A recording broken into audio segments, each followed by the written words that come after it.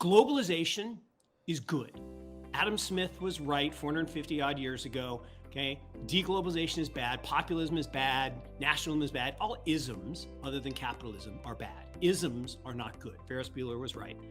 And so that was the first problem. Then the second problem was the Fed back then, which had just been created, the creature from Jekyll Island in 1913, raised rates and turned a garden variety recession into the Great Depression. The worst year in the stock market was not 1929, it was 1931. We are on pace to have the worst year in history now, other than 1931, and probably exceed 1931. The 60-40, to Ralph's point, is the worst in all of market history. 140 years, never been a worse 60-40. So everything's, in fact, I put out a tweet Friday, said breaking, everything. And then literally on Sunday, what do? The UK says, keep calm, we'll print more. And they saved the pension system in Britain. The pension system in Britain was bankrupt. Let that word sink in for a second. Leverage can never make a bad investment good. Never. Okay. It can, and often does, make a good investment bad. Buying long bonds is not a bad thing. Buying long bonds on leverage into a rising rate scenario is suicide. But the investment bankers, here, we'll give you these derivatives for free. Anything that's free is very costly because they're taking 4% off the top and they're giving it to you at precisely the wrong time. Because guess what? It's easier to sell stuff to people when it's hot, right? It's not easy to sell straw hats in the winter, right? So you got to sell them in the summer. And so when everything's going great, they want to sell you leverage because they're like, oh, interest rates are low. I got this LDI, liability-driven investing. I need to match my assets and liabilities. So I'll lever up. Look, they sold a bill of goods by Ray Dalio and risk parity. One of the dumbest long-term, look, short-term it works in a falling rate environment. It's awesome, lever up, great. And Ray Dalio is a multi-billionaire and I'm not criticizing him, but actually I am.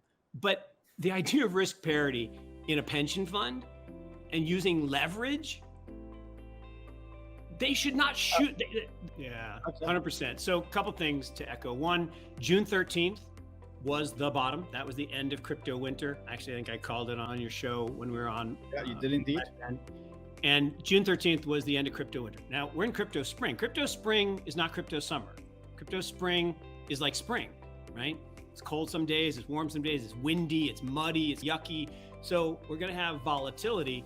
So we're not gonna have a straight parabola. That starts next summer, which to me is sometime in Q1 next year, leading up to the next halving in the cycle. So that's the first part. The second part is, Joey mentioned the word base.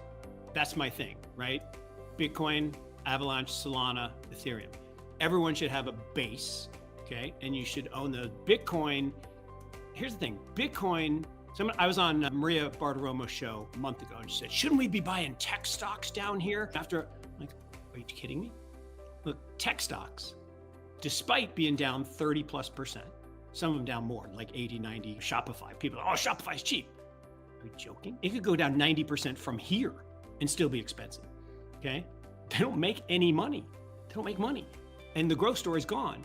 But my point was, stocks are in the 93rd percentile expensive. They've only been more expensive than they are today, 7% in all of history. Bitcoin has only been cheaper 3% of its history. So in 14 years, Bitcoin's only been cheaper relative to its long-term trend 3% of the time. So you gotta own that. In terms of ETH, I don't like the change. And everyone's like, the merge is great. I'm like, I don't get it. You had proof of work, which made you different. Now you're proof of stake, like all these others, and you're not as fast, and you're not as, so I don't know. I think you made yourself a target. Maybe it'll work out, maybe it won't, but I think Solana, and look, we're owner. Yeah. I think that's, Joey's exactly right, as always. But my point is just that, look, if you are being attacked, right? So there's all the ETH killers out there. And they all come at it saying, oh, we're faster, or we're stronger, or we're better. Okay, maybe. The problem with Solana, look, we made lots of money in Solana. We own a lot of Solana, still trying to sell it. But here's the thing. It's right 99-ish% of the time. If I'm doing accounting, can't use it. If I'm doing gaming or an NFT or a little glitch in the corner, I don't care, fine, we can use it. So for NFT platform, interesting. The other stuff that's being built on top, and the other place where there's huge value, Uniswap. Uniswap will do 2-ish, maybe 3 billion of revenue this year. And it's trading at 6. The only thing that I'm struggling with is I said, again, publicly, like most things, that, in fact, one funny story. So I'm heading to Vegas for the Web3 conference next week. And I don't go to Vegas very often, but my wife came with me a couple years ago and she's only seen me speak one time. Got to the end of my talk and she said, Mark, you can't say things like that. What did I say? She says, no, you say things so forcefully. I'm like, what's wrong with that? She says, well, people will believe you. That's the whole idea. She says, well, what if you're wrong? I'm wrong all the time. I just changed my mind. So the key is that Uniswap has this massive amount of revenue relative to its market cap. The dog coins, I said the bear market will be over when Doge is worth 0, which is what it should. That was Monday, Tuesday. All it took was an emergency Fed meeting. They didn't even say anything. There was no release. It was just the rumor that maybe the pivot's coming, and you had a face melter, 6% rally. But remember, you will never see an up 4% day in a bull market. Not ever. There's never been one. You only have up 4% days in bear markets, because a bear market is a market that goes down most days and goes up sharply on good news or perceived good news. A bull market is one that goes up most days and goes down sharply on bad news or perceived bad news. So that's where we are in crypto. Okay, we're in the beginnings of a bull market. Goes up most days, but goes down sharply on bad news or perceived bad news. And the equity markets are still in a bear market. But Raul's exactly right. Look, AMD last night did miss badly, like super bad. And they told us that Microsoft's going to miss badly. Anyone who's dependent on PCs is going to get crushed this quarter. So it's going to be ugly.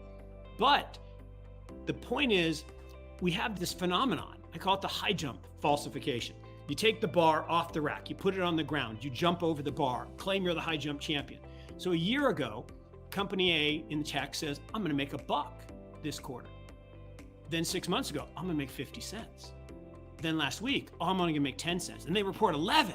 And everybody's, yay, it's a beat. Are you kidding me? No, that's not a beat. Okay, that is a miss by 89 cents. But the expectations issue, everyone's bearish, everybody's in cash. The pain trade is definitely a face melter if the Fed changes direction. Look, and that was the plan. Biden's had a plan to try to save the election. And he's basically being thwarted by the Fed and by Saudi. And the Fed, he had no control over the Fed, right? They're independent, and he can try to jawbone the Fed to do less. But the Fed, for whatever reason, is intent on breaking stuff. And as we talked earlier, the Fed, I believe, is causing the pain, and they're committing one of the worst policy errors in the history of financial markets, right? And you have to go back 180 years to find one worse. I think that's real. And the Saudi thing yesterday is big. Like, we were on our way to $60 oil. We were on our way to sub $3 gasoline. And there, again, pull up the chart. There's an inverse correlation between presidential popularity and gas prices. When gas prices are high, people hate the president. Not necessarily his fault, but, or I guess it could be her, but not necessarily their fault, but they hate him. And so when gas prices go down, people 6,500 people get released from prison. That's not enough votes to save the Democrats. They've tried buying people's student loans, and then they found out that might be illegal, so they're not going to get as many votes for that. Gavin Newsom's trying to buy votes by giving people $1,000 checks. Okay, fine. By the way, that's what dictators do. Dictators buy votes by giving away free stuff. Argentinian free electricity, Venezuelan free stuff. Bad people buy votes with free stuff. So we are a banana republic, and that's why, look, you say Bitcoin and gold. Bitcoin is digital gold, right? There's only been one money in the history of the world, gold. Everything else is currency, it's debt, it's credit, it's not money. Money is an asset that exists in the absence of a liability. There's only one thing in the entire world for 5,000 years, and that's gold. Bitcoin is better than gold. It's more portable and it's more divisible. Therefore, it, I believe, for the next 5,000 years, will be the primary store of value. Now, that's a great use case. And that means it could be a 5, 8, 10 trillion dollar asset, relatively short order. That's fantastic. But then money, right, doesn't have to be currency. Money doesn't have to be fiat that can be devalued by governments at a whim. There have been 775 paper currencies in the history of the world. 3/4 of them no longer exist. Let that sink in. 3/4 no longer exist. The pound sterling is the oldest currency in the world, 380 some odd years. It used to get you 1 pound of sterling silver, hence the name. Now it would take you 174 pounds of sterling silver. And when they were the world reserve currency, back when the sun never set on the British Empire, before they invaded Mesopotamia in 1913, coincidentally, when the Fed was created, it was worth $5 per pound. Today it's sub 1 because they lost world reserve currency status. They incurred a bunch of debt. The pound sterling collapsed. The dollar ascended. We became the superpower. Now the dollar, despite the fact that Dixie is making new highs, the dollar's not going up. What do you mean, Mark? Dixie's going up. No, the yen and the euro are going down more, right? That's what's happening with the Dixie. Crazy Kuroda-san has obliterated the yen, obliterated, like 35% this year. The euro, obliterated. The pound, obliterated. It is a race to the bottom, and we are the I'm about to say it, tallest whatever. And the renminbi is going to be the beneficiary. It will ascend from a reserve currency to the reserve currency. Bitcoin ultimately probably becomes the reserve currency, becomes a reserve currency first, then the reserve currency. But this is all a long-term